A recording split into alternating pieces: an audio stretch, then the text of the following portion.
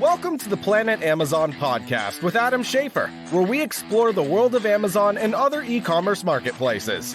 Join us as we delve into the latest strategies and tactics for successful selling on the world's largest online marketplace. Hello, everybody, and welcome to Planet Amazon, where we talk about all things Amazon. Today is going to be an interesting podcast session. We have with us today Ben Smith, who's the head of partnerships at Seller Candy, and he's been working with a company. It's an Amazon agency, and I'll let him tell you more about that. But Seller Candy is an Amazon agency that helps brands succeed on Amazon. And what's interesting is that, you know, our company that we work for is also an Amazon agency in a way.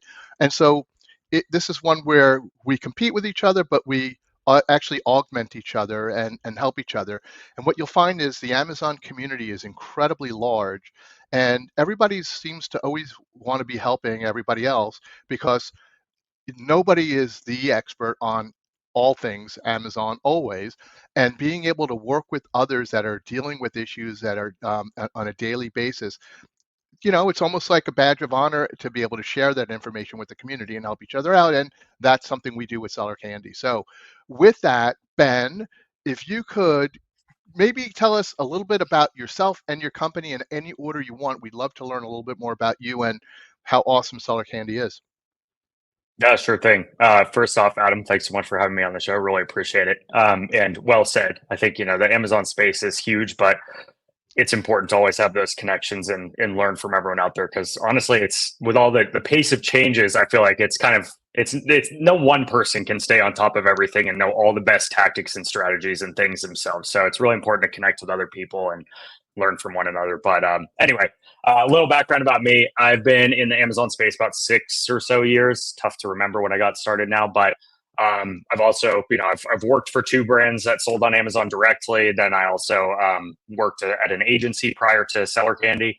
I've sold myself. I still sell a little bit through KDP. So I'm still, you know, keep my toes dipped in the water and make sure I know what's going on. Obviously, KDP is a different world, but today I am here on behalf of the Seller Candy team. I currently head up partnerships for Seller Candy. And if you, for any of the listeners, aren't familiar with Seller Candy, essentially we provide, this is the way we like to describe it, is we provide outcome-driven support for Amazon sellers. So we don't deal with the advertising component. We don't deal with like creative necessarily. We actually chose to pick the thing no one wants to deal with, which is all of the other annoying and challenging and sometimes trivial things that come up when you are selling on Amazon. So I'm talking about, hey, I'm having problems updating my listing. My flat file is not going through, or opening seller support tickets, dealing with account health issues. So the less sexy side, I would say, of kind of the Amazon world. And what's interesting is, you know, so we're a full service agency, but there's definitely needs for help in different specialties, like getting listings listed properly or optimized, or getting them unsuspended, if you want to call it that, and getting cases put into Amazon and speak the Amazon lingo. But we also buy and sell the inventory. So we're selling on behalf of brands, and Ben is really more helping them grow their business and fix a lot of the issues that they might be having, because fixing issues on Amazon is not always the easiest thing in the world to do. There's no one set rule book on this. So, you know, tell us about some of the cool things that you guys have been doing for brands with regard to your services. Yeah, 100%. I mean, you hit the nail on the head, right? Like the reason that companies like ours and many others in the space exist is because Amazon has famously been very customer centric. And with sellers, it's a little bit of a different relationship. Certainly, they've made some changes there, and they're, you know, they're making an effort, I'd say, to kind of appease to more sellers. However, then they go and add more fees at the same time. So, a little double-edged sword there. But you know, we exist because there are a lot of challenges that come up just when you are growing and scaling on Amazon. And obviously, PPC is one whole side of the equation, which I won't get too much into today. But essentially, you know, Seller Candy. So context wise, you know, we've helped, I want to say now around 500 or so brands. We've got a team of about 50 or so agents. A lot of them were previously at Amazon Seller Support. We do try to recruit a lot of them out of that pool. That being said, you know, even seller support staff members are so siloed, as you can probably tell if you've gone through any, you know, issue and open cases with Amazon.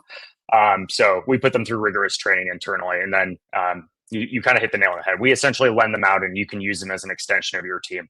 But our core service is, we call it Seller Candy Unlimited. It's just for that. So it's essentially for a brand can come and plug right into our system today. They have access to a ticketing portal, and essentially anytime they have an issue or something that comes up, they don't want to deal with it themselves, or it's not, maybe not the best use of their time, which isn't often or something that's very common, is they just drop it into our ticketing portal, and then we essentially will take it from there. We're outcome driven, so we'll give them updates every 24 hours on the progress we made. But it's a nice way for, I'd say, and part of my big motivation for joining the Seller Candy team about 2 years ago was I've been a seller. I've also managed clients. I knew that this was a big pain point, and I knew that. So our founder John told me about what he was building, I was like, oh, I need to join this team. Like, this is gonna be a big thing. So that's kind of our core service offering, and I'm happy to dive into like any component of that. There's certainly. So do you go into the partners or the brands through Seller Central accounts? Yeah. So normally you're working in their accounts, right? Yeah, exactly. Like normally when we're working with a brand directly, they're adding sub users to their account. So they're adding us as sub users to the account. We also do support some agencies as well and service providers. So we do play on the enterprise side, but just kind of cater a little bit more to the brand side. So they are adding us as sub users. That's how we're essentially having access to do the things that we need to do. So essentially, again, you think of us as like an extension of your team, right? And can you, I know one of the things that you care about is the Seller Central account health, and so how do you define it for us a little bit, and then tell us why it's important and what you do to help keep the accounts healthy? Well, account health is everything, right? You have and I've personally been through a number of suspensions or suspension, plan of action cycles with various brands over the years. They're not fun, but especially, a lot of people either start their journey selling online or start their brand's journey by looking to Amazon first. We get a lot of benefits out of it, right? We get the customer base and everything else. A lot of people want to expand and do successfully off to other platforms, but a lot of people I find end up not making it to that point, or just always kind of talking about it.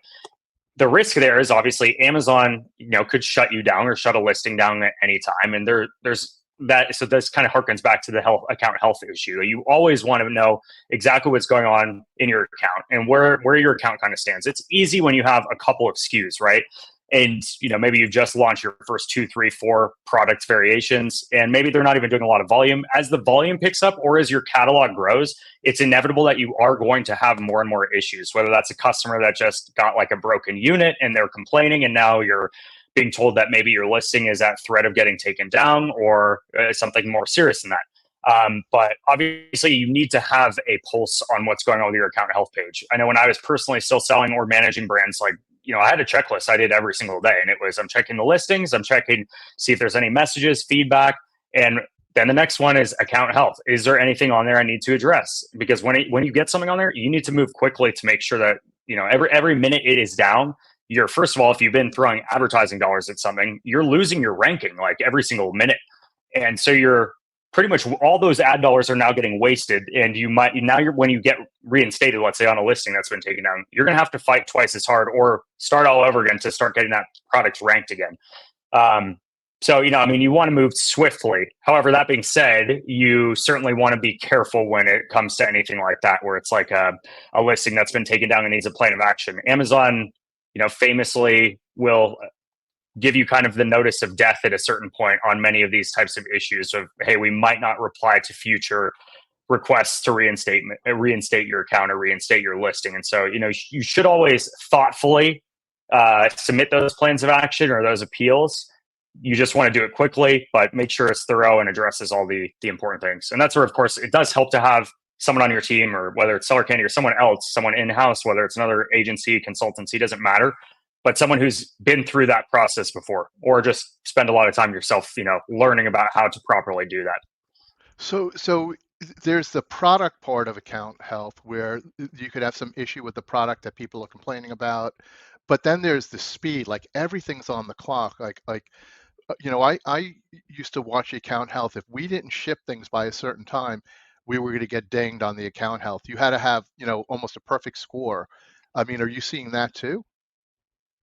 Yeah, I mean, 100%. Especially, I mean, if you're, yeah, so just to that point too, right? If you're doing a lot of FBM fulfillment, if you're in seller fulfilled prime, I mean, Yep. yeah, you got to be on the ball, right? Like I personally have supported on a couple accounts doing seller fulfilled prime, and you've got to constantly be shipping. I know they've changed some of their policies even since I was more involved with that. But yeah, 100%. I mean, if you get too many of those, order defect rate, all those things, yeah, that's going to come back to Yeah, I bite you. mean, so that's what I mean. That's the hamster wheel we're on always. Is that we do offer seller fulfilled prime to our customers. We try to get as much up to FBA as possible, but we do FBM and seller fulfilled prime, and that clock just doesn't stop. And you got to make sure that we have crews in over the weekend, making sure that we're always shipping, because you can't miss and it's the same for the delivery guys. I mean, the people that deliver the goods are also on the clock. Everything at Amazon is a metric, and everybody's got the clock on them. They have the defect rate.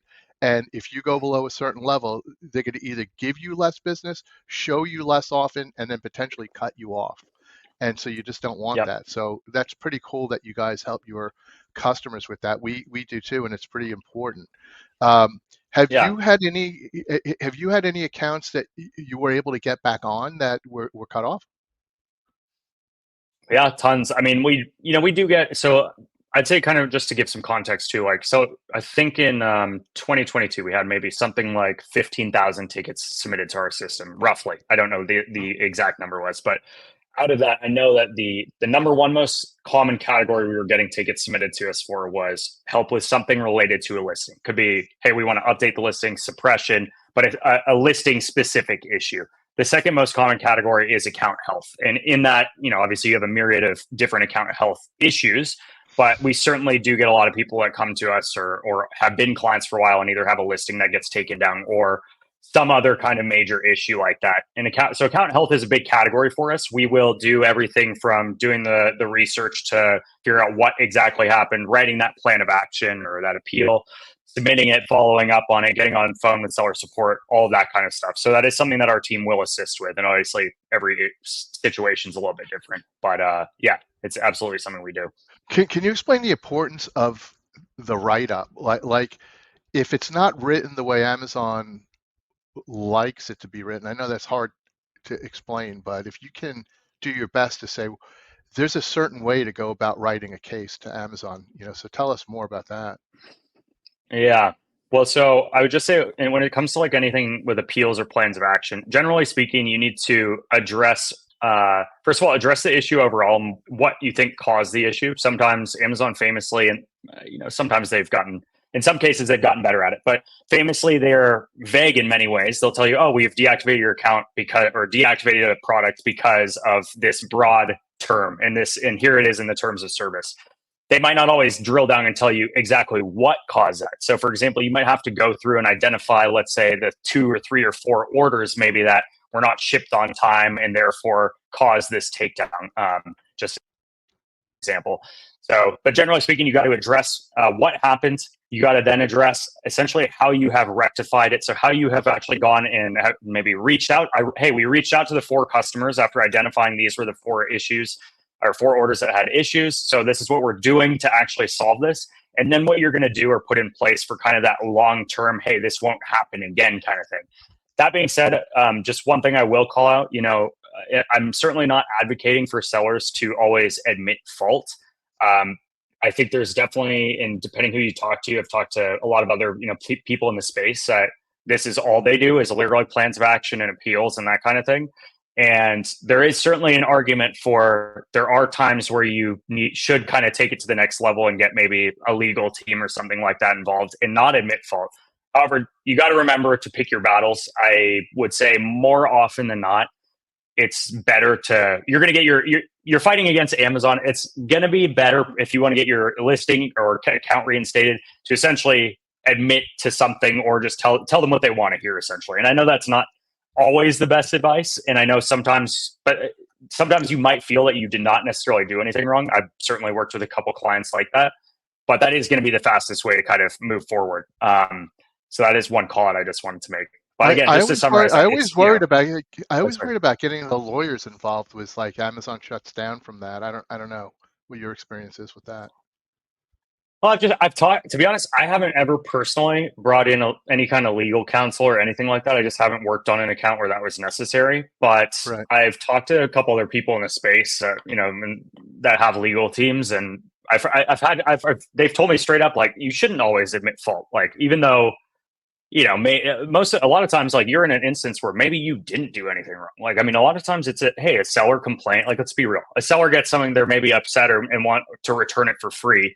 So they just said this thing, and maybe you have 3 or 4 of those. If you're doing high volume, next thing you know, your account's been shut down. You didn't violate terms of service necessarily. Maybe these sellers were just saying that thing. You can't control, or sorry, the customers can't necessarily control that. If you want to get it resolved the fastest, it's probably going to be easier for you to say what Amazon wants to hear, which is, hey, yeah, we take ownership, blah, blah, blah. Here's what we're doing to rectify the issue. That being said, I've heard instances where people will go and fight the good fight and, go against Amazon. I just haven't personally gone through that. Yeah, and I'm sorry I interrupted you. You were about to recap on the point. I was just going to say, I mean, it's really just at a very high level, it's addressing what happened. Like, hey, here's what happens. Then addressing kind of what, and here's maybe any supporting evidence of, like, oh yeah, again, I'm going to use the same example. Like, here are the 4 orders we identified that were shipped out late, giving off, and that caused a negative customer experience, blah, blah, blah. Here's what we've done to rectify that. We've messaged all 4 of these people and offered them a refund or something like that, or we've offered to reship the item, what have you, obviously specific to the incident. And then essentially, what's our plan to make sure that this won't happen again? And really laying that out, like, hey, we've implemented this new quality plan at our warehouse. We have, that's where you're going to need to spend some time and really address how you're going to prevent it. And that's, again, why it's important to go through it as thoroughly as possible the first time, because there's a good chance you might submit that whole thing. It gets kicked back, and you might have to then tweak it for the second submission. But you don't want to go and, I've seen a couple clients who had not been on Amazon as long and didn't have this. I know there's one guy I talked to maybe 6 months ago. He had an account suspension, and he replied to the suspension, which was by email at that point, and just said, like, how do I submit an appeal or something? Well, Amazon had counted that as his first submission of an appeal.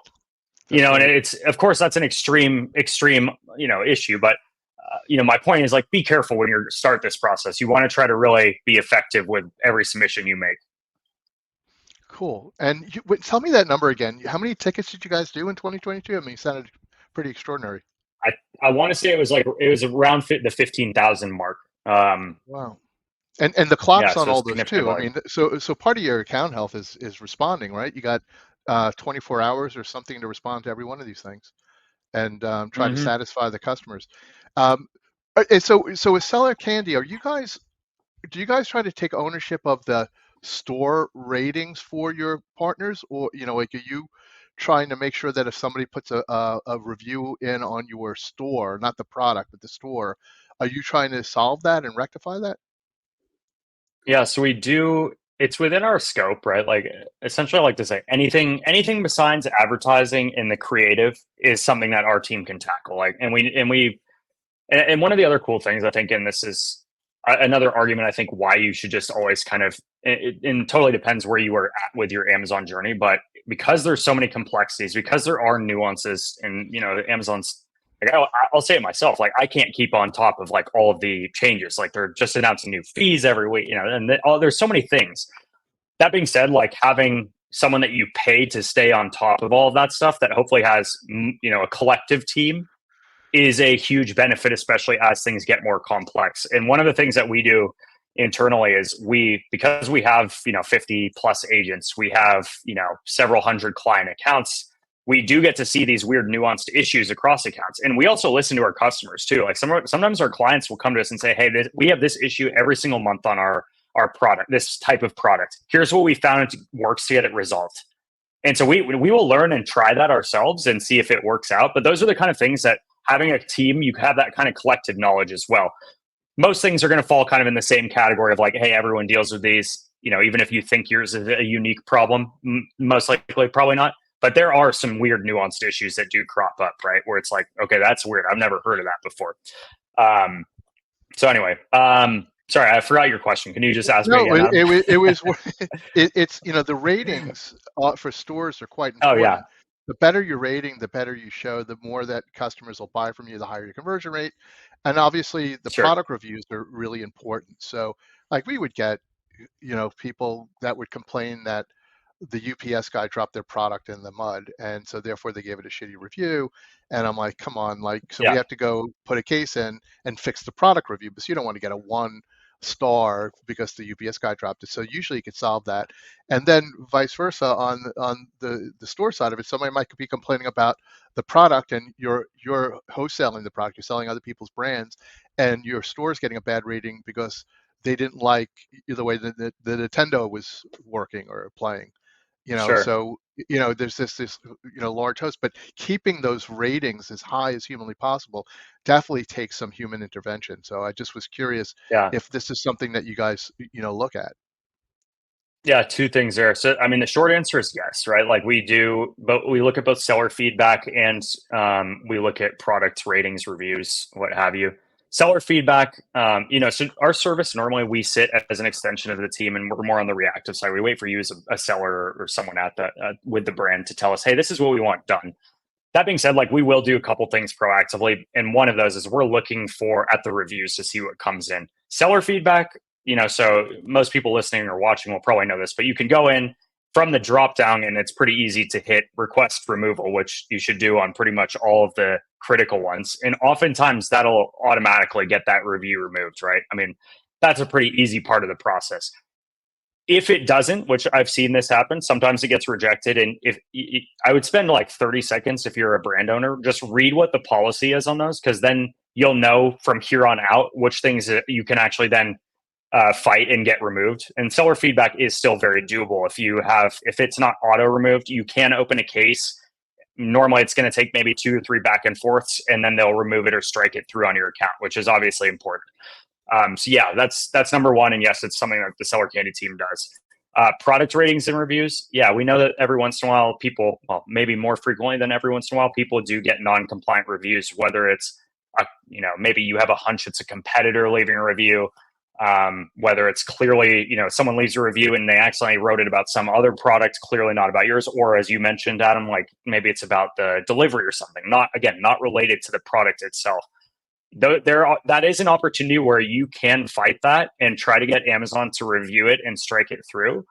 We do assist with it. I will tell you, and this is me being fully transparent, like Amazon's very challenging to get to overturn those. And oftentimes I find that it's a volume game. Even if you've got, let's say your listing has 10,000 reviews, and maybe you think 1% of those or 2% of those are non-compliant ones that are 1 or 2 stars.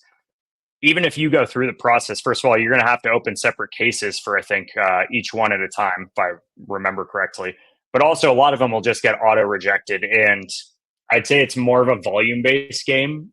They're still very strict and they're very sticky issues, but you can fight. And some of the things we'll do is, we will go look for as much evidence as we can collect, which is it's tricky. You can't always glean too much. Obviously, it's very clear if someone says like, hey, my UPS driver dropped it in the mud, and it's nothing to do with the product. Okay, evidence is kind of right there. It's very blatant. Or like, hey, this is clearly about another product. They're mentioning this thing.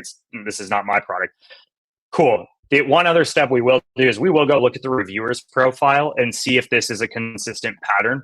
For example, if you see that all they do is leave reviews or 1-star reviews, even on every other competitor in your category, kind of a clear, sign that maybe there's some ulterior motive there, or something else. Essentially, you're just trying to get as much information as you possibly can. Now, so my point is, yeah, we do help with it. It is kind of a volume game, but it is tricky. So yeah, I mean, if someone else has better solutions, I'd love to hear about it. But I think that Amazon's going to be really stringent about those, and I don't think that's going to change going forward. The one thing they have introduced, as you probably know, is obviously now they have the ability to contact those critical review, those people that leave critical reviews. I think 1, 2, and 3 star, or just 1 and 2 star? I can't remember off the top of my head now. I think it's 1 and 2. Yeah. And I then reach out with essentially, more or less templated messages. And I would say that is something that you should be doing, or have someone on your team do, is assign them to just go through that periodically and just maybe add that to your weekly checklist of going through. And then I would say focus the rest of your time on the top of that funnel of getting more reviews. It's always going to be easier to get more reviews than it is to probably get some of those non-compliant Yeah, I ones mean, removed. the more better reviews you get, obviously, it's going to help the overall numbers for sure.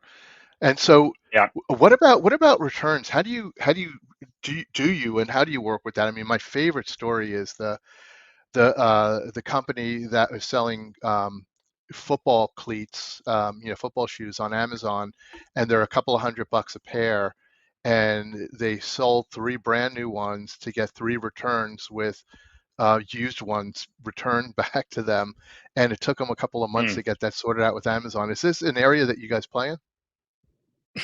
Yeah, the old bait and switch The old method. switcheroo. Yep.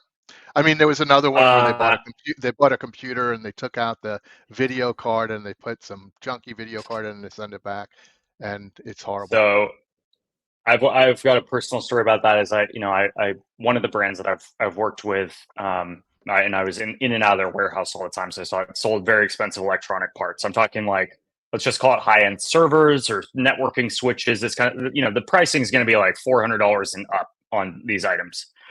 And we would process the removal orders when they came back to the warehouse, and check what's inside and whatnot.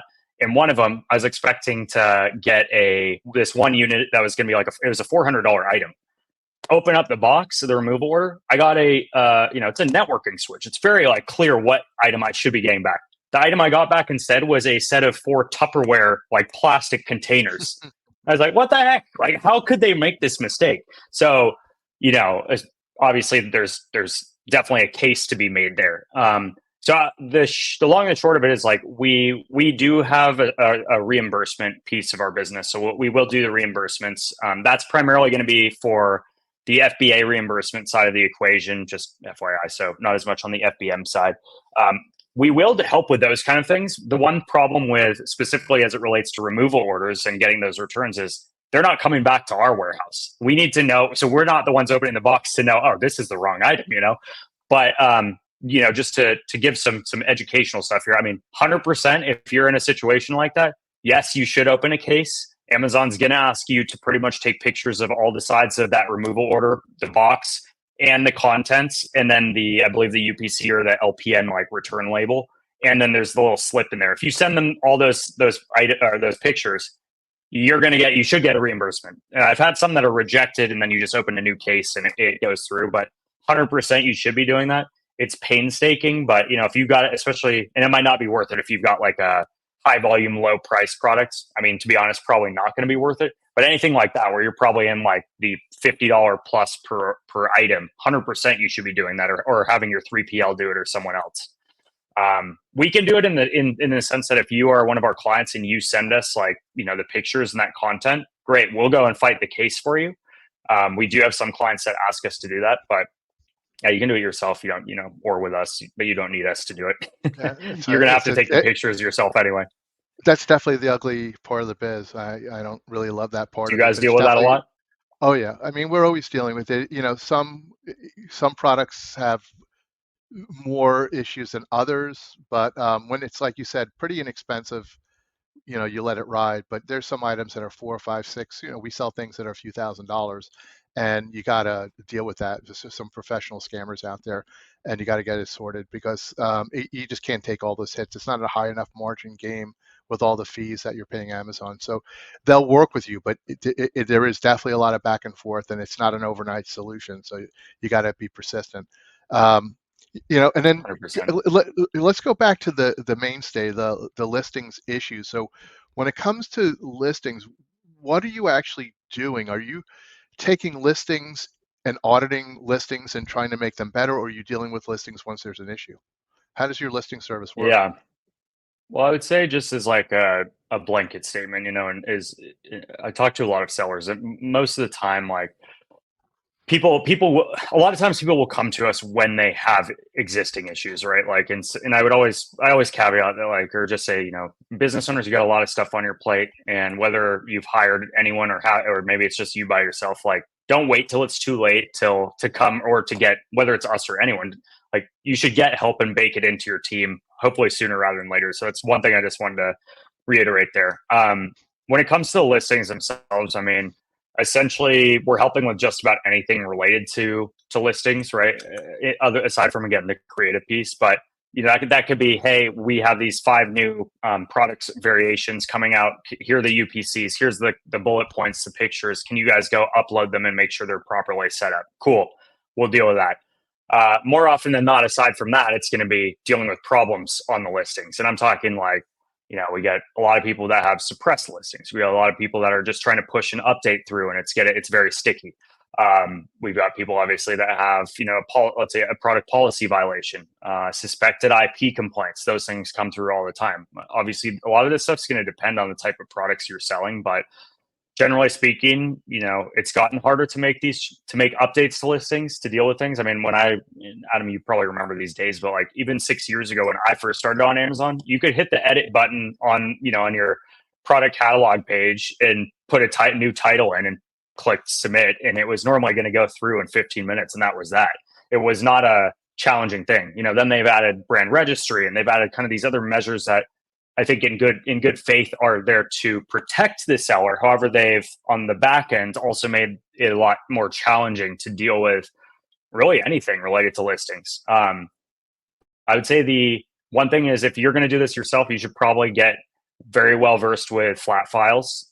Flat files, I would say, are probably how, 80%, 90% of updates, issue resolution, anything related to catalog is now handled. Like, we have to push everything through like a flat file, essentially, which for anyone listening is, maybe is not familiar with this. It's essentially an Excel file where you're telling Amazon all the various fields. I think, and I've always been a strong believer of this, you should try to fill in as many fields on there as humanly possible. I do think that Amazon, whether or not they tell us that, there's certain required fields, there's certain ones that are not required. I do think for the more you can give them, the better it's going to help you show up somehow in search, and I know there's all kinds of filters that Amazon adds in any product search, but that's just one high level recommendation. Then if you've got issues, it really is going to just depend on what the issue is, and kind of that'll dictate really what your next steps need to be. But yeah, I'd say we get a lot of requests for just like, hey, my listing's suppressed. Can you guys get it sorted out? Hey, we're trying to make this update. It won't go through. Can you guys help? So files. So people are coming to you when they, for the most part, when they already have an issue. They're not coming in to say, hey, we need to load like 50 new ASINs. Could you make the ASINs for us?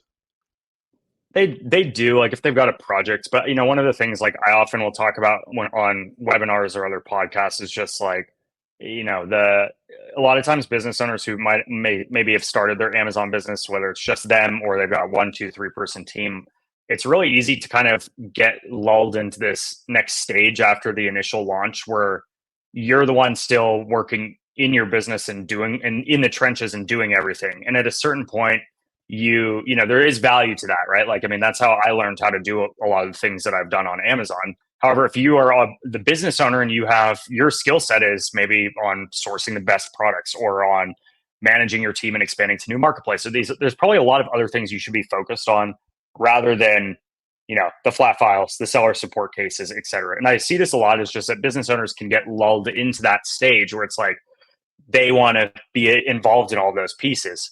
And so I would just say that is like, you should start thinking, and now with kind of the new year, here, 2024 approaching, like now's a really good time to do it, but do a little like sit down, just half a day or even an hour, and just kind of plot out like, hey, here's how the last year went. Here are the areas I think have the biggest impact, and things that really, whether it's like advertising, whether it's getting new products launched. And then you can identify kind of like, essentially you're doing like a gap analysis of your business. Like, what are the things that I have and where should I focus my own time? But also, what are the things that are sucking my time I need to get off my plate? That's what I would say. It's like, you should step back from your business, because you shouldn't always be the one working in your business. You started your Amazon brands and business to work on your business, to grow it, to build it, maybe to sell it. And that does take kind of that reflection moment. So yeah, we have a lot of people that come to us when it's just like, I have this immediate issue I need help with, or this immediate project. And I think that's one thing I would just call out to anyone who might be listening or watching is, yeah, think about what you need, because you might be slowing yourself down. That's good advice, man. And so Seller Candy, basically, if we want to recap, is really, Seller Candy does the stuff that's not so glamorous, call it the dirty stuff, for their brand partners. And these are the things, the basic blocking and tackling that has to be done on Amazon to be successful, but it's not necessarily the most glamorous. A lot of it is repetitive. A lot of it is a lot of back and forth with Amazon. A lot of it is speaking the Amazon lingo. And so when it comes to the nuances of listings, support, account health, you really are there to help your brands. That's like your forte, and you do a bunch of other stuff too. But that's like the big killer. But you're the extension of the team at the brand house. Fair enough. Yep, 100%. That's a great way of saying it. So any final words for the Planet Amazon audience today? I mean, you kind of left us with some good stuff, but any other thoughts? And then we'll wrap. Yeah, I mean, I guess I would just say, like, I'm excited for what the new year brings. I've talked to a lot of sellers and agencies and, all kinds of people that are also excited. There's obviously some new fees and new challenges that are going to come about in 2024. I'm sure you've heard about them, but I would just say, if there's anyone out there that is either looking to kind of take that next step and maybe build out their team a little bit more, just explore some options, or if you have a specific issue, feel free to reach out to our team. You can just go to our website, sellercandy.com, or sales@sellercandy.com, certainly, and reach out. But yeah, I don't know. I think besides that, I think it's, I've been saying this on a lot of podcasts and talking to a lot of people. It's really just the fundamentals, right? It's like there's a lot of distractions in the Amazon space now. And I think that really the success is oftentimes the fundamentals. Have a really good product, understand the fundamentals of advertising, or find a partner, to do that, or, work with someone like you guys, Adam. And then really, other than that, it's like, you got to get someone on your team and have an expert, whether it's going to be you yourself, or you're going to have someone on standby that can support you when these weird things come up, or these things that are just going to suck your time. But if you're listening to this, probably shouldn't be the one doing seller support cases and flat files anymore. So yeah, I think that's pretty much it on my side. Cool. So, I mean, and so for all you sellers / brands that are out there listening and working on the Amazon Marketplace, or looking to work on the Amazon Marketplace, having a partner like a Seller Candy, like a Phelps United. Again, everybody's got their niche. We try to be full service and buy and sell. You got Seller Candy that really tries to support more from an agency aspect and as an extension of your team aspect, and they're trying to also keep you out of the doghouse with Amazon. So there's lots of places you can go. Reach out to Ben, reach out to myself. But you got a great community of service providers out there that really do support the Amazon ecosystem. So check us out, and thanks for listening today. Thanks, everyone. Thank you for watching another episode of the Planet Amazon podcast, where we talk all things Amazon. If you want to learn about how to accelerate your sales on Amazon, visit Phelps United's website at phelpsunited.com.